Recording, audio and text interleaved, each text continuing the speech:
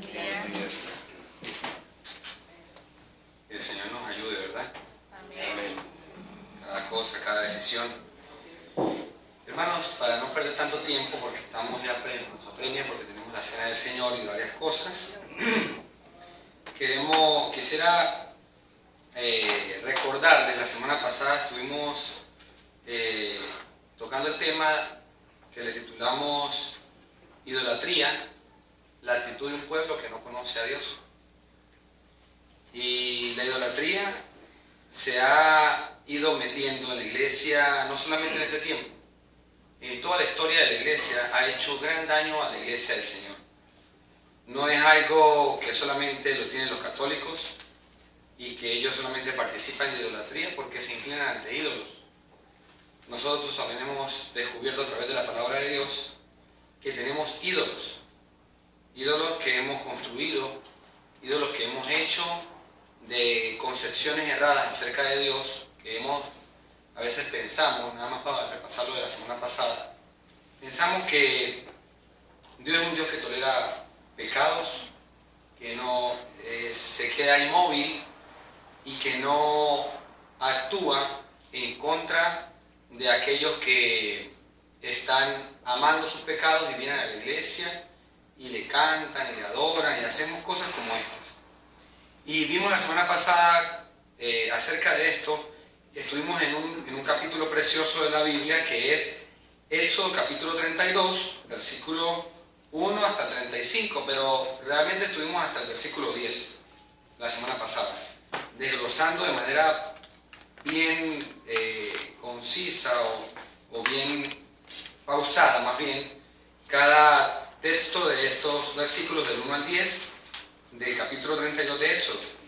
Y hoy vamos a continuar allí para seguir esta secuencia, y aunque no le titulé igual que la semana pasada, porque la continuación del pasaje no habla de estas evidencias de un pueblo que no conoce a Dios, sino al contrario, habla de la evidencia de un hombre que sí conoce a Dios. ¿Cómo actúa? ¿Cuáles son sus determinaciones? ¿Cuáles son sus decisiones? ¿Qué hace él? Por eso hoy quise titularle a este tema, según lo que dice la Escritura, evidencias innegables de uno que conoce a Dios. Ahora, ¿cuál es la evidencia que muestra a alguien que sí conoce a Dios? Vimos ya la de un pueblo que no lo conoce. Ahora, qué interesante esto, porque es evidencias innegables. Y hay evidencias en este mundo donde no se pueden negar cosas. Una de tantas son nuestros hijos. Yo no puedo negar a mis hijos, hermano. Usted los mira y me mira y dice, no, ¿cómo lo va a negar? ¿Verdad? Hay cosas que son innegables en esta vida. Y eso de los hijos es algo interesante porque cuando yo estaba muchacho, como de algunos 15 años, tal vez, no recuerdo bien la edad, nosotros crecimos gran parte de nuestra niñez, nuestra vida, sin un papá al lado. Y mi hermano de sangre, pues tampoco. Él estuvo como hasta los 6 años más o menos con nuestro papá. En Valencia luego nos mudamos y ya él creció sin verlo. Mayor todo el resto de su vida. Y cuando llegó como a su adolescencia, yo empecé a notar que él caminaba como papá. Y entonces yo una vez le dije, Julio, estás caminando como papá, en ese saltadito, como que saltaba, caminar en cada paso. Y entonces él se enojaba porque en ese momento él todavía tenía heridas de la separación, del abandono, de la ausencia de un padre. Y se molestaba conmigo. Y empezaba a caminar diferente para no parecerse a su papá. Pero a pesar de que cambiaba su caminar, al ratito estaba otra vez saltando en cada paso que daba.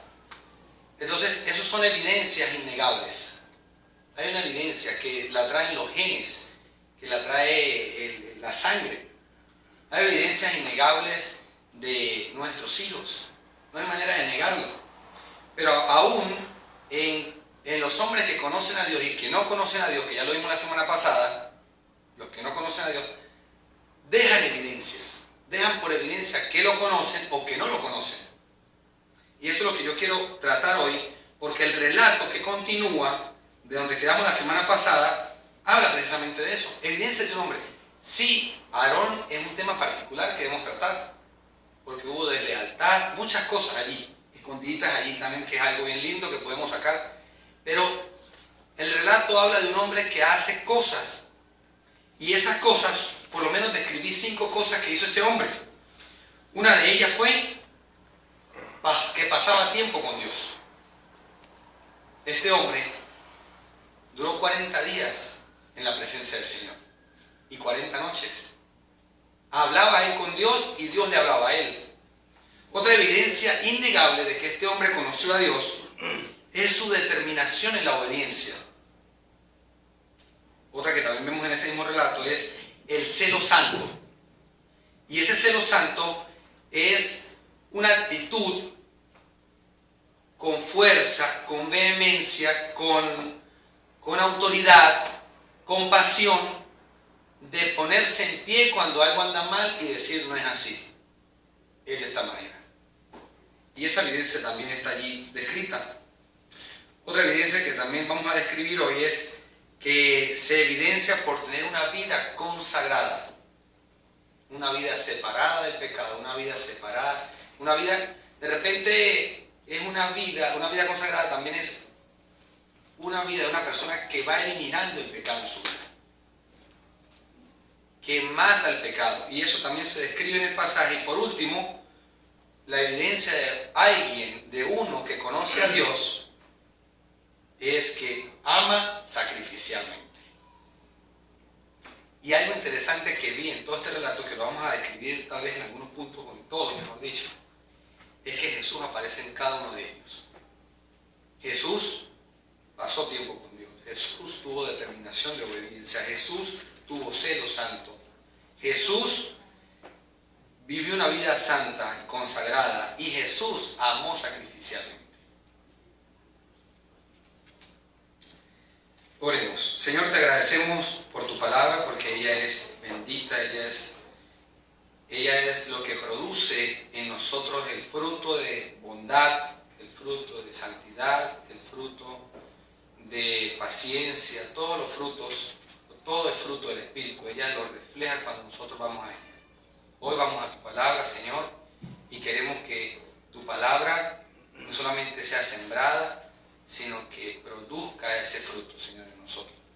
Un fruto que dé resultado de obediencia a tu palabra, Señor. Ayúdanos a entenderla, ayúdanos a tener la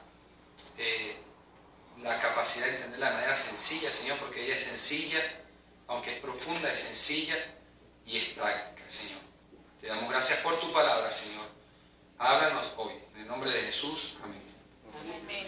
Hermano, también quiero agradecerle al pastor Rolando por la oportunidad que me ha dado, ¿no? Me siento inmerecido, pastor, muchas gracias. Yo sé lo que significa para usted la iglesia. Sé que es un hombre celoso de la iglesia del Señor. Le agradezco mucho por esa oportunidad y me siento privilegiado y además de privilegiado me siento honrado, me siento bendecido. Muchas gracias, Dios le bendiga, pastor. Yo disfruto mucho de esto, hermano. Por eso agradezco al pastor por esta oportunidad. Bien, hermanos, vamos a iniciar entonces. Dice también, ya para los que no vinieron, el relato que no vamos a leer ahora de manera inmediata es la idolatría del pueblo de Israel con la construcción del becerro o la formación del becerro de oro. Ellos formaron un becerro de oro y dijeron: Israel, estos son tus dioses que te sacaron de la tierra de Egipto. Y entonces, en base a eso, dice el versículo 10, que le dijo Dios a Moisés: ahora pues, déjame que se encienda mi ira en ellos y los consuma, y de ti haré una nación grande.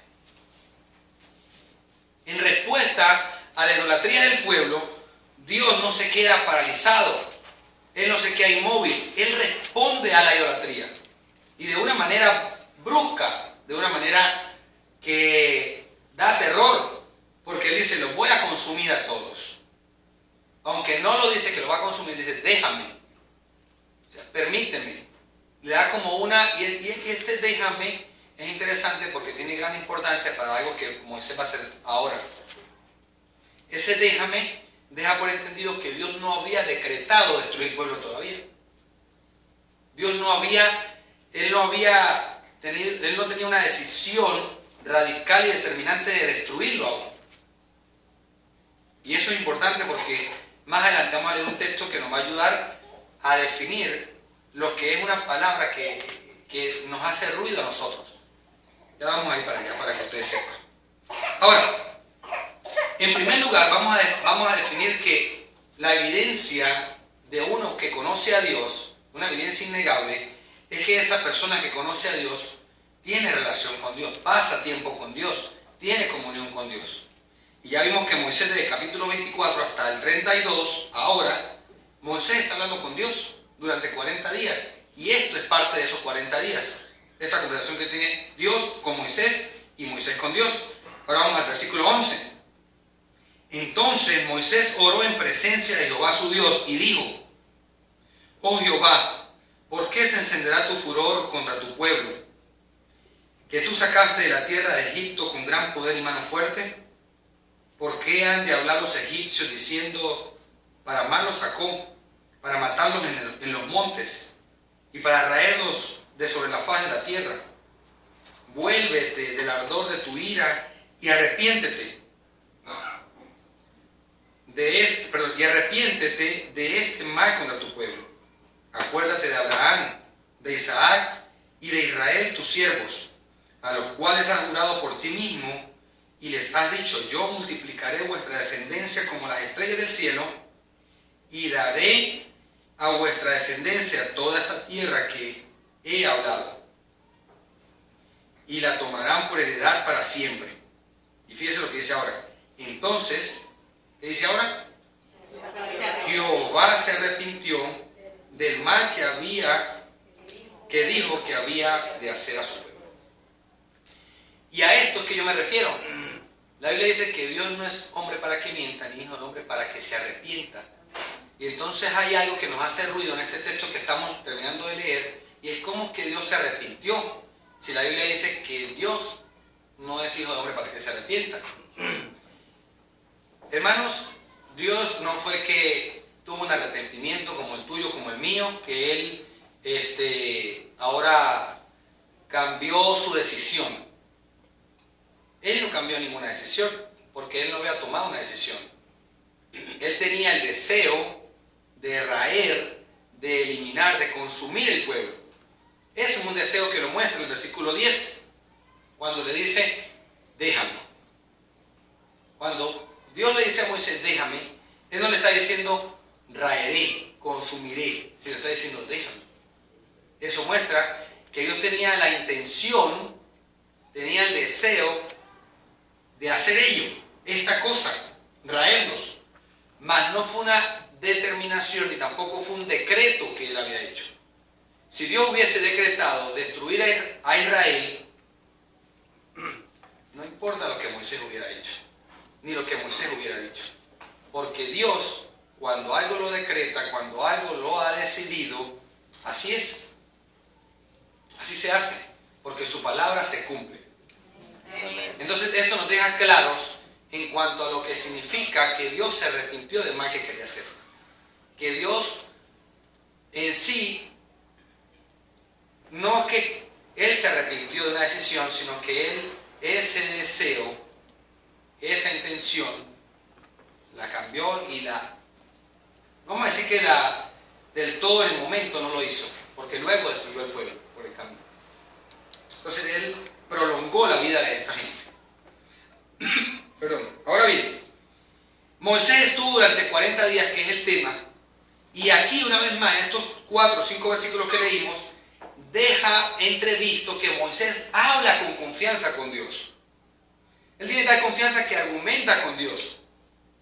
Y para que alguien argumente con otra persona, deja ver que esa persona que está argumentando está conociendo a esa persona. La conoce su carácter. Él conocía que era un Dios que cumplía. ¿Qué es lo que Dios se había decretado y que iba a cumplir? Que daría por heredad esa tierra al pueblo de Israel, a los descendientes de Abraham, de Isaac y de Jacob, que es Israel. Eso es lo que él se había decretado. Y lo que Moisés argumenta con Dios en su oración, que es una oración argumentativa, es que él había prometido esto. Entonces, como Moisés conoce a Dios, que Dios cumple lo que promete, él tiene la conciencia, en su conciencia, claro, ¿quién es Dios? Que no es un Dios que falta a sus promesas. Eso se llama que él conocía la fidelidad de Dios. Que lo que él promete lo cumple. Además, él conoce que es un Dios compasivo, por eso se atreve a entrar a la presencia de Dios. Él conoce que es un Dios que es lento para la ira, por eso se atreve a pedirle a Dios que no lo destruya.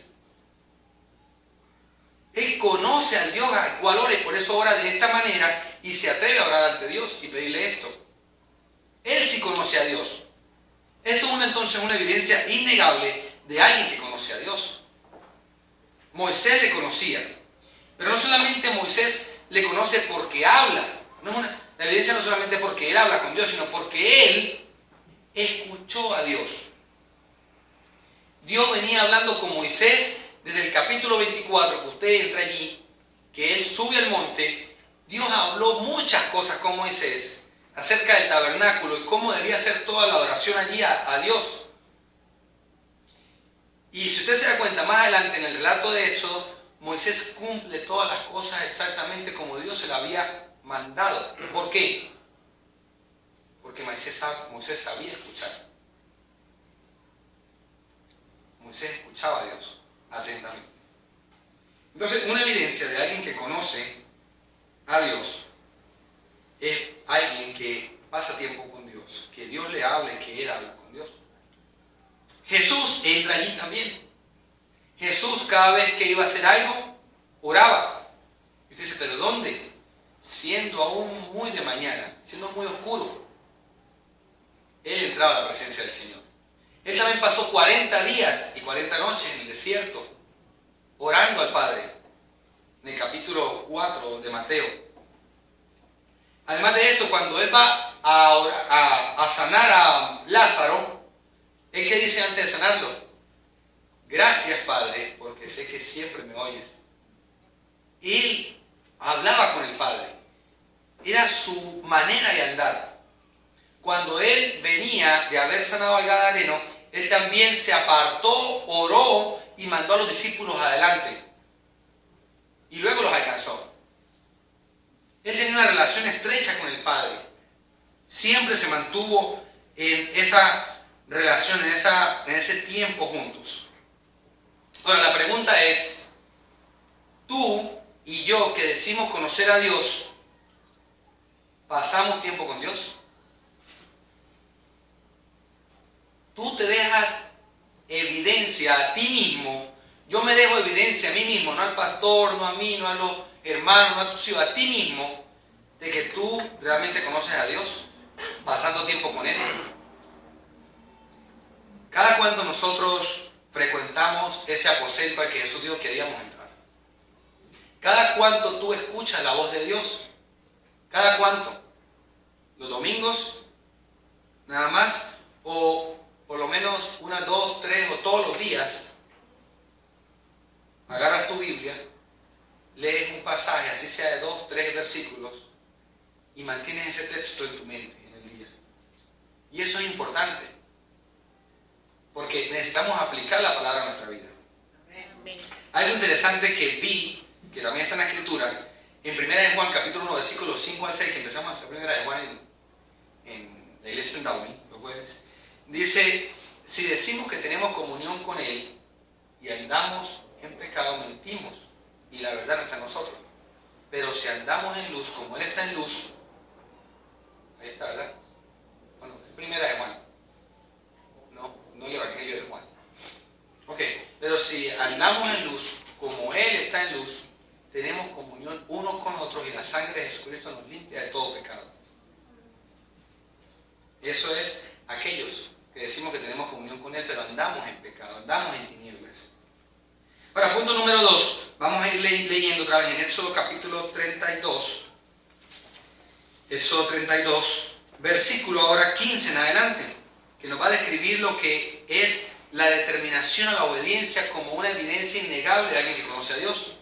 La determinación de Moisés en obedecer a Dios. Dice, y volvió Moisés y descendió del monte, trayendo en su mano las 2 tablas del testimonio, las tablas escritas por ambos lados. De uno y del otro estaban escritas. Y fíjense lo que aquí agrega. Y las tablas eran obra de Dios. Y la escritura era escritura de Dios, grabada sobre las tablas. Ahí está. Cuando oyó Josué, que parece ser, da a entender el versículo, que Josué no estaba dentro de eso que estaban contaminándose en la idolatría, porque no sabía lo que estaba ocurriendo. Fíjense lo que dice. Cuando oyó Josué el clamor del pueblo que gritaba, dijo a Moisés, alarido de pelea hay en el campamento. Él no sabía lo que ocurría. Versículo 18. Y él respondió, no es voz de alarido de fuerzas, de fuertes, ni voz de alarido de débiles. Voz de cantar oigo yo. Él sabía lo que había. Ya Dios le había dicho. Voz de cantar oigo yo. No es lo que tú crees, Josué. Él estaba inocente de lo que estaba pasando. Pero, ¿dónde está la determinación de la obediencia de Moisés? Bueno, en el versículo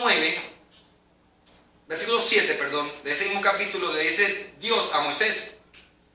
Entonces Jehová dijo a Moisés, anda, desciende, porque tu pueblo que sacaste de la tierra de Egipto se ha corrompido.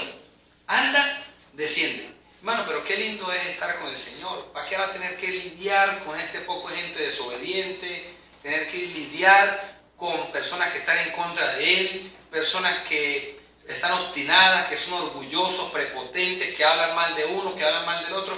Yo prefiero estar ahí cerquita de Dios y yo alimentarme de cualquier hierba que haya por ahí. Pero Moisés prefirió lo incómodo de tener que descender y tener que enfrentar la realidad de lo que estaba pasando. No importa qué tan difícil era tener que hablarle a un pueblo que le hablaba y no obedecía. Usted sabe que es difícil para un padre que le diga a los hijos, haz esto, y que se queden sentados y no obedezcan. Cuán difícil me es cuando uno le dice a Lucas, papi, coma. Tengo un problema con mi hijo que no come, no le gusta comer con fundamento. Y entonces pasan 2 horas para que termine de desayunar. Qué difícil. Come, come, come. Pero no era una sola persona, ni siquiera eran sus hijos. Eran gente que no eran sus hijos, lejos de su familia, aunque también estaba allí con su familia. Era un pueblo desobediente. Y el que dice el texto dice, y volvió Moisés y descendió del monte. Eso es una determinación. Él tuvo la determinación de obedecer. ¿Por qué? Porque él conocía a Dios. Él sabía quién era Dios. Y Jesús también actuó con obediencia porque él conocía al Padre. En el huerto de Getsemaní, en el momento más difícil de la vida de Cristo aquí en la tierra, tuvo que tomar una decisión. Y la decisión la tomó cuando se entregó. No la tomó cuando ya estaba siendo crucificado. La decisión la tomó en el huerto de Getsemaní.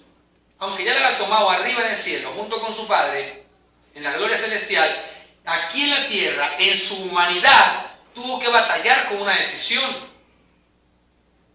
Y usted dice, pero ¿cómo que Jesús batalló? Si usted va a Mateo, capítulo 26, versículo 39, se da cuenta que Jesús estaba batallando y le dice, Padre, si es posible, pasa de mí esta copa. Si es posible, yo no quisiera, si hay una manera de que esta ira tuya sea apaciguada y hay una redención diferente a este medio, que sea que yo me sacrifique, pero que no sea como yo quiero, sino como tú. La determinación de Jesús en obedecer al Padre, ¿de dónde nace? De un corazón de alguien que conoce a Dios de verdad. Porque una evidencia innegable de alguien que conoce a Dios es que obedece de manera determinante. Allí se ve. Pero usted dice, no, pero es que Jesús es Jesús. Y cuando tú ves no solamente a Jesús, sino que ves a Pedro y a Juan en el concilio, cuando están siendo perseguidos, encarcelados, ellos dijeron, a pesar de las amenazas de que los iban a matar, a pesar de las amenazas de la cárcel, dijeron, nos es necesario obedecer a Dios antes que a los hombres. ¿Dónde nace esta determinación de obedecer a Dios sin importar las consecuencias que puedan acarrear en la vida cotidiana? Nace de un corazón que conoce a Dios. Ellos conocieron a Dios. Pedro le dijo a Jesús, tú eres el Cristo, el Hijo del Dios viviente. Él conocía quién era Jesús. Él lo conocía y por eso tenía esta determinación, este coraje determinado de decir, obedezco a Dios antes que a los hombres. Además, también Daniel capítulo 11, versículo 32 dice que el pueblo que conoce a su Dios se esforzará y actuará. En otras palabras, el que conoce a Dios, como consecuencia, va a esforzarse por eliminar ¿qué? Los ídolos que vienen a nuestras vidas. Los ídolos que queremos formar a diario con nuestras emociones, con nuestras necesidades humanas, con nuestra carnalidad en la que vivimos. Tiene la determinación, la fuerza, el esfuerzo de eliminarlos. Tiene el esfuerzo de obedecer a Dios, porque el pueblo que conoce a su Dios se esforzará y actuará. Daniel capítulo 11, versículo 32. La pregunta es, si tú y yo nos podemos medir en esta vara que estamos describiendo en las Escrituras como hombres y mujeres que conocemos a Dios. ¿Tiene usted tiempo con Dios a diario? ¿Tenemos la determinación de obedecer sin ver las consecuencias que pasen? Avancemos ahora al versículo 19 al 24. Y aconteció que cuando él llegó al campamento y vio el becerro y danzas, ardió la ira de Moisés y arrojó las tablas de sus manos y las quebró al pie del monte. Y tomó el becerro que había hecho y lo quemó en el fuego, y luego dice que lo molió hasta reducirlo a polvo, que esparció sobre las aguas. ¿Y qué hizo después? Y lo dio a beber a los hijos de Israel.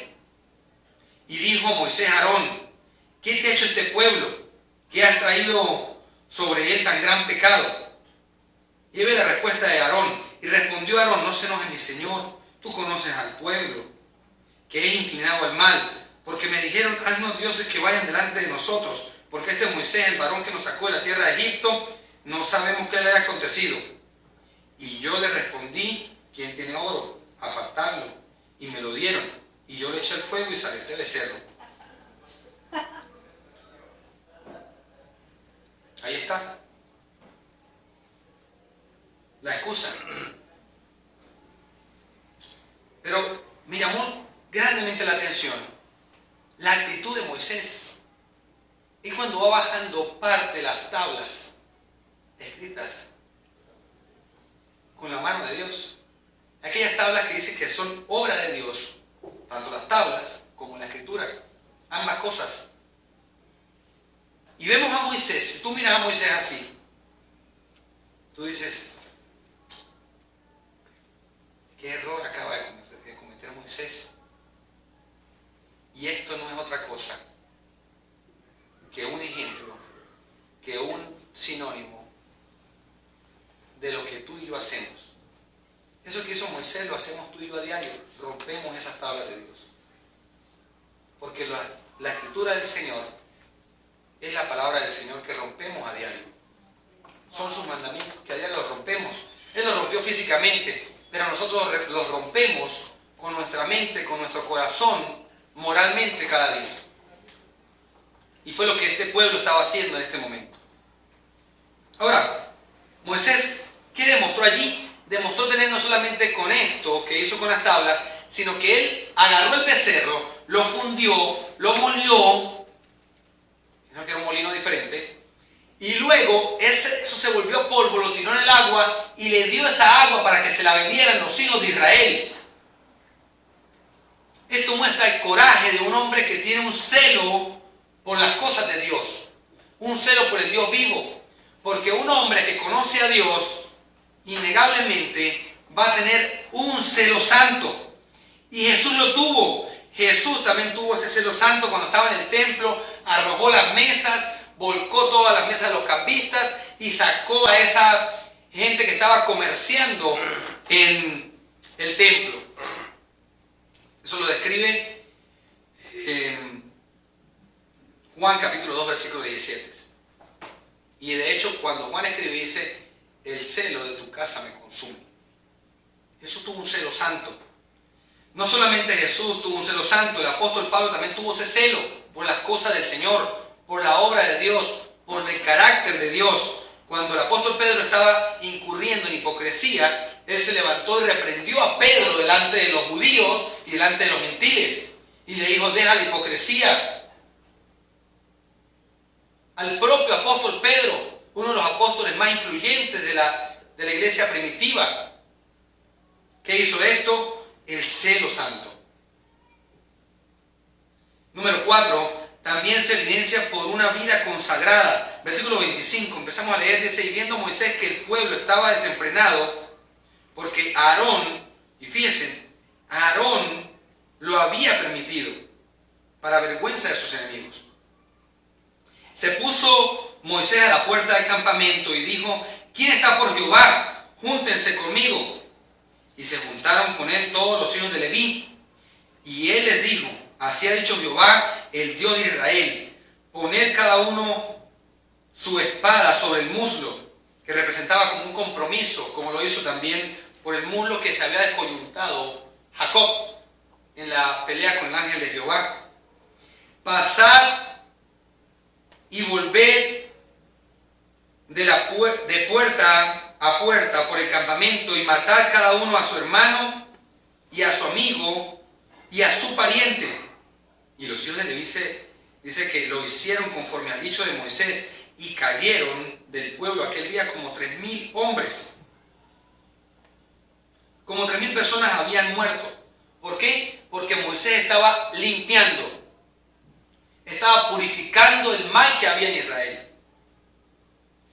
En mi tierra, donde yo soy, existe un grupo armado que no es del gobierno, llamados de manera general la guerrilla. Y cuando antes de que ellos llegasen, los pueblos donde nosotros vivíamos, estaban muy contaminados con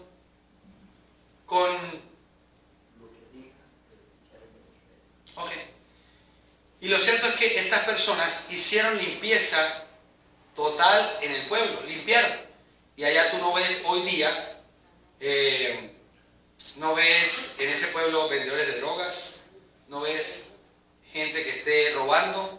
¿Por qué? Por causa de la limpieza que hubo. Y así Moisés emprendió una limpieza dentro del pueblo de Israel de esa manera. Ahora, esa limpieza, ¿qué denota? ¿Qué es lo que muestra? Muestra la consagración, la santificación. Él estaba santificando el pueblo. La santificación no es venir y llorar aquí y salir perdonados. Eso no es santificación. Santificación o santidad significa apartarse del mal, apartarse del pecado, eliminar el pecado, destruir el pecado. Eso es consagración. Jesús también fue consagrado. Él no eliminó el pecado, pero él nunca tuvo pecado. Dice, al que no conoció pecado, segundo Corintios capítulo 5, versículo 21. Eso es consagración. Josué también lo hizo. Josué dijo en Josué capítulo 24, versículo 15, dice, si mal os parece servir a Jehová, escogeos hoy a quién sirváis. Si a los dioses a quienes sirvieron vuestros padres en la tierra de Egipto, o a los dioses de los amorreos, pero luego termina diciendo, pero yo y mi casa serviremos a Jehová. Él tiene una determinación también porque conoce al Señor y él escoge purificarse él y a su familia, santificarse. Y por último, una evidencia innegable de alguien que conoce a Dios realmente, tiene un amor sacrificial. Veamos un hombre que aunque usted lo ve lleno de coraje y de celo, es un hombre lleno de amor. Versículo 30. Y aconteció que al día siguiente, vamos a Éxodo, Éxodo capítulo 32, versículo 30. Y aconteció que al día siguiente, dijo Moisés al pueblo, vosotros habéis cometido gran pecado, un gran pecado. Pero yo subiré ahora a Jehová, quizá le aplacaré acerca de vuestro pecado. Entonces volvió Moisés a Jehová y dijo, te ruego, pues este pueblo ha cometido un gran pecado, porque se hicieron dioses de oro, que perdones ahora su pecado, y si no, fíjese lo que dice, ráeme ahora de tu libro que has escrito. Él le dice, Señor, si no hay manera de que los perdones, sacrifícame a mí entonces. Esa ira que tienes contra ellos, que quieres destruirlos, entonces hazlo sobre mí. Si no puedes perdonarlos, descarga tu ira sobre mí. Esto es un amor sacrificial, un amor puro. Él amaba a Israel, él amaba a su pueblo. Pero Jesús, Dios no permitió que Moisés lo hiciera, porque no cumplía con los requerimientos para hacerlo. Pero Jesús sí cumplía. Él era santo, él era el cordero sin defecto. Y Jesús fue ese cordero que se puso en medio para que dijera, Padre, no los mates a ellos, no los condenes eternamente, yo iré. Y Jesús se puso en medio de Dios el Padre para que no derramase su ira sobre nosotros. Y Él tuvo ese amor sacrificial. Él se dio a sí mismo por nosotros para que no fuésemos condenados y sacrificados eternamente. Él conocía a Dios. No solamente Jesús, también el apóstol Pablo, en el capítulo 9, versículos 2 y 3 de Romanos, él dice que él también es capaz de ponerse a sí mismo su propia vida por el pueblo de Israel. Porque él amaba también al pueblo de Israel. Él amaba. Aquel que ama es capaz de sacrificarse. Pero ¿quién puede tener este amor? Aquel que conoce a Dios. Y por último, vamos a ver la inminente respuesta de Dios para con un pueblo que no le conoce. Versículo 33. Y Jehová respondió a Moisés, al que pecare contra mí, a este raeré yo de mi libro. Ve pues ahora, lleva a este pueblo a donde te he dicho, y he aquí mi ángel irá delante de ti. Fíjese, pero en el día del castigo yo castigaré en ellos su pecado. Dios lo que hizo fue que prolongó el castigo del pueblo. Y Jehová hirió al pueblo, versículo 35, porque habían hecho el becerro que formaron. Y usted se pregunta, ¿pero cómo que los castigó? Sí, usted se da cuenta porque él dijo que esa generación no entraría a la tierra prometida. Dicen que ese desierto que cruzaron, cuando mucho lo podían cruzar en 39 días, 38 días. Y duraron 40 años atravesando el desierto. Y en ese transcurso de los 40 años murió toda esta generación que adoró el becerro. Porque Dios no tolera el pecado y aunque prolongó el castigo, la decisión la tomó. Él castigó al pueblo. Conclusión, hermano. ¿Qué debemos hacer entonces nosotros para correr hacia Dios, para conocer a Dios, para tener estas 5 determinaciones? La determinación de amar sacrificialmente, la determinación de tener un celo santo, la determinación de obedecerle incondicionalmente, la determinación de tener esa comunión con Él día a día. Colosenses capítulo 5, y vuelvo a citar las citas de la semana pasada. Colosenses capítulo 3, versículo 5, dice, haced pues morir lo terrenal vosotros, fornicación, impureza, pasiones desordenadas, malos deseos y avaricia, que es idolatría. Pero luego en el versículo 16 nos dice cuál es la clave para hacer morir lo terrenal. La palabra de Cristo more en abundancia en vosotros. ¿Cómo usted va a hacer morir lo terrenal? Eso no es un arte de magia. Si tú no tienes una relación con la palabra de Dios a diario, va a ser imposible. Los deseos carnales están aquí. Tú eres hombre, tú eres mujer, somos carne todavía. La manera en que tú puedes hacer morir lo terrenal y vivir una vida que agrada a Dios, una vida que honra a Dios, una vida llena del Espíritu Santo, es que tú decidas que la palabra de Dios abunde en tu corazón, que more en tu vida de manera abundante. no de manera pichirre, no de manera mezquina, sino de manera abundante. Y esto es lo mismo que dice Efesios capítulo 5, vamos a traer rapidito para allí que está atrás. Efesios capítulo 5, versículo 3. También nos dice casi que exactamente lo mismo que la otra cita. Dice, pero fornicación y toda inmundicia o avaricia, ni aun se nombra entre vosotros como conviene a santos.